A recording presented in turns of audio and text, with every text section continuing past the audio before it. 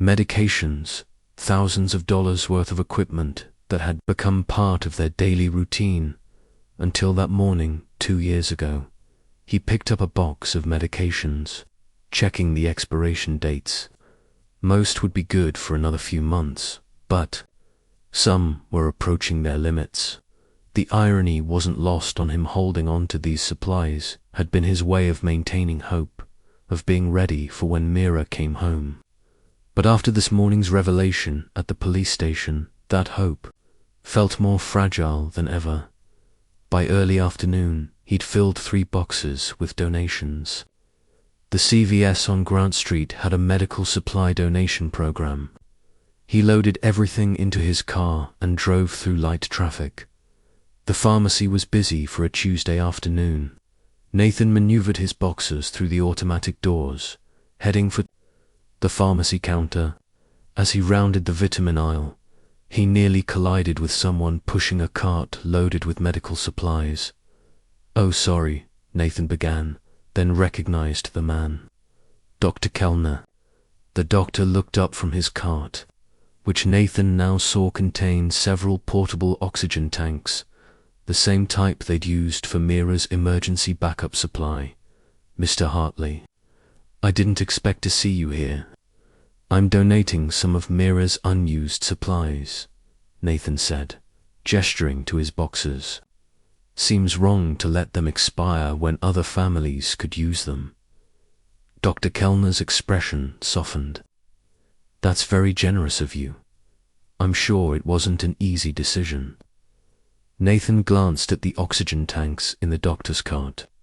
"Stocking up for the hospital," Dr. Kellner explained, adjusting his grip on the cart handle. "We've had some supply chain issues lately, and these portable units are perfect for transport between departments. The donation stations are a godsend when our regular suppliers fall short. I didn't realize hospitals could buy from regular pharmacies. It's not ideal, but sometimes necessary, especially for smaller equipment." Dr. Kellner paused, studying Nathan with concern. "How are you holding up?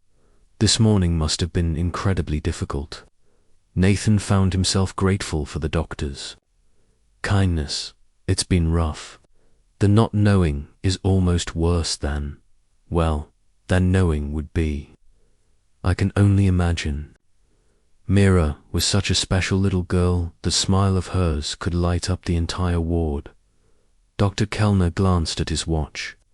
"I should get these back to the hospital, but please, if you need anything, even just someone to talk to who understood Mira's condition, don't hesitate to call." "Thank you, and thanks again for coming to the station this morning. It helped having someone there who knew her, of course. Take care of yourself, Mr. Hartley."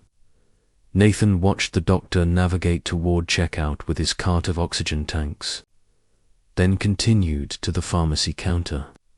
As he filled out the donation paperwork, he found himself thinking about those oxygen tanks in Dr. Kellner's cart. It made sense what the doctor had said about supply chain issues. The pandemic had disrupted so many systems. Still, something Nicole had said kept nagging at him. Why would a senior attending physician be buying oxygen tanks at CVS? It seemed beneath his pay grade somehow. That evening, alone in his home office, Nathan found himself staring at the filing cabinet where they'd kept copies of everything from the investigation. On impulse, he pulled out the file marked Staff Interviews, UPMC, and spread the papers across his desk. There it was, Dr. Kellner's interview. The doctor had left the hospital at 6 p.m. the evening before Mira disappeared. Hadn't returned until his regular shift at 7 a.m. His keycard records confirmed it. He'd been home all night, though living alone meant no one could verify that. Nathan opened his laptop and typed Dr. Martin Kellner, UPMC, into Google. The first results were standard hospital bio page, research papers, patient reviews. All positive. Families praising his bedside manner, his dedication to their children. Nathan refined his search. Dr. Martin Kellner hospital history. The results shifted. A LinkedIn profile showed his employment history. Nathan clicked through, studying. The timeline, UPMC Children's for the past 3 years. Before that, Cincinnati Children's for 2 years. Before that, Children's Hospital of Philadelphia for 3 years. 4 hospitals in 10 years. That seemed like a lot of movement for a specialized physician. Nathan dug deeper. Buried in search results, he found fragments: administrative changes, privilege modifications, protocol violations.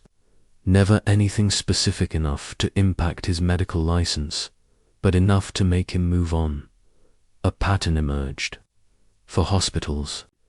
For administrative issues.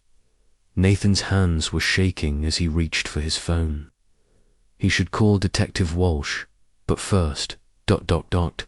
He dialed Dr. Kellner's office number. Dr. Kellner speaking. Dr. Kellner, it's Nathan Hartley. I'm sorry to call so late, Mr. Hartley. The doctor sounded surprised. Not at all. How can I help you? Nathan's mouth went dry. I was going through Mira's files, the investigation files. Your interview is in here from 2 years ago. A pause. Yes, I remember. The police were very thorough. You've moved around a lot for hospitals in 10 years. The silence stretched so long, Nathan wondered if the call had dropped. I'm not sure what you're implying, Dr. Kellner said finally, his voice cooling. I'm not implying anything. I'm just trying to understand. Understand? What exactly? The warmth was completely gone now. The police investigated thoroughly 2 years ago. I cooperated completely. Are you suggesting they missed something? Those oxygen tanks at the pharmacy are for the hospital, as I explained. Each word was clipped, precise.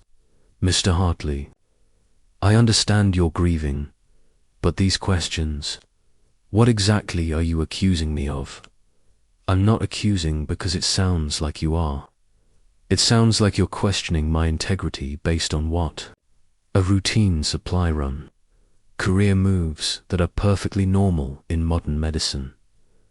Nathan's hand was shaking. The controlled anger in Dr. Kellner's voice was more unsettling than shouting would have been. I just want to know what happened to my daughter. What happened to your daughter is a tragedy. But I've told the police everything I know. If you have new questions, perhaps you should direct them to Detective Walsh instead of harassing me. The line went dead. Nathan sat staring at his phone, heart racing. The doctor's reaction had been so defensive, so immediate. Nothing about the conversation felt right. Chapter 6. The Confrontation. Nathan was pacing his living room when headlights swept across the front windows. A car pulling into their driveway. He glanced at the clock. 7:48 p.m. They weren't expecting anyone. Through the peephole, he saw a familiar figure approaching the front door. Dr. Kellner, still in his grey suit, though now disheveled. His movements seemed agitated, jerky. The doorbell rang. Mr. Hartley, Dr. Kellner's voice carried through the door. I know you're home. Your car is in the driveway. We need to talk about our phone conversation. Nathan remained frozen. Something about the doctor's tone set off every alarm in his head. Please, Mr. Hartley, I want to apologize for hanging up. I was upset, but that's no excuse. The reasonable words didn't match the tension Nathan could hear underneath them. He backed away from the door, reaching for his cell phone. I can see your shadow under the door, Nathan. Open the door. We need to clear this up before you do something we'll both regret. Before Nathan could dial, he heard the distinctive click of the doorknob turning. He'd forgotten to lock it after bringing in the mail. The door swung open.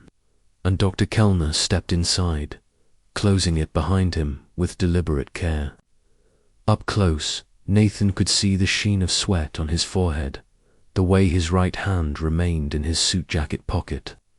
"I asked nicely, Nathan," Dr. Kellner said, his voice still maintaining that forced calm, "but you weren't going to let me in, were you? You need to leave. This is breaking and entering." The door was unlocked. "I'm just a concerned physician checking on a distraught parent." The doctor's eyes flicked to the laptop on the coffee table. "Been doing more research, I see. Finding more patterns in my career. Get out of my house." "Can't do that," Dr. Kellner withdrew his hand from his pocket, revealing a compact black pistol. "We're going to take a drive, you and I, away from prying eyes and nosy neighbors." Chapter 7. The truth. A drive to Dr. Kellner's remote cabin, past intense silence. Nathan's phone lay shattered somewhere along the dark highway. When they finally arrived, motion sensor lights illuminated a structure that looked deceptively normal, the kind of weekend retreat thousands of Pennsylvanians owned. But inside, medical equipment lined the walls. Upstairs, behind a door with multiple locks, Nathan found the answer to 2 years of questions. Mira was alive. She sat on a small bed, oxygen cannula under her nose, looking up from a coloring book. She'd grown thinner, her blonde hair longer and tangled. She wore a faded hospital gown too small for her now 5-year-old frame. "Dr. Martin," she said, showing no recognition of Nathan. "Who's that man?" The words hit Nathan like a physical blow. His daughter alive, but calling her captor Dr. Martin. "You told her we were dead," Nathan said. "It was easier than other explanations," Dr. Kellner replied. "Kinda, really." As the full scope of the horror became clear, the locks, the isolation, the way Mira had been conditioned to trust and depend on her abuser, Nathan understood that finding his daughter was only the beginning. The real challenge would be helping her heal from 2 years of carefully constructed lies and manipulation. The sound of sirens in the distance offered hope. Nicole had discovered the signs of struggle, identified Dr. Kellner as a suspect, and alerted police. The nightmare was about to end, but for Mira, the journey back to her real life was just beginning. Epilogue. The recovery. In the pediatric ICU at UPMC Children's Hospital, Mira lay sleeping, sedated to manage her anxiety. The monitors beeped steadily, proof of life, proof that despite everything, she had survived. Detective Walsh had Dr. Kellner's full confession. The pattern of abuse across multiple hospitals, the systematic grooming of vulnerable children, the carefully planned abduction when Mira had begun to resist. "She's alive," Nicole whispered, holding Nathan's hand across their daughter's bed. "That's what we hold on to. She's alive, she's safe now, and we'll help her heal." Nathan nodded, unable to speak past the lump in his throat. His little girl had endured 2 years of hell disguised as care. But she was strong. The same strength that helped her fight cystic fibrosis would help her overcome this trauma. The monitors continued their steady rhythm, marking each breath, each heartbeat. Proof that the darkest secret had finally been revealed, and that real love would find a way to overcome even the deepest wounds. The healing would take time, but they had what they thought they'd lost forever. They had time, they had each other, and they had hope.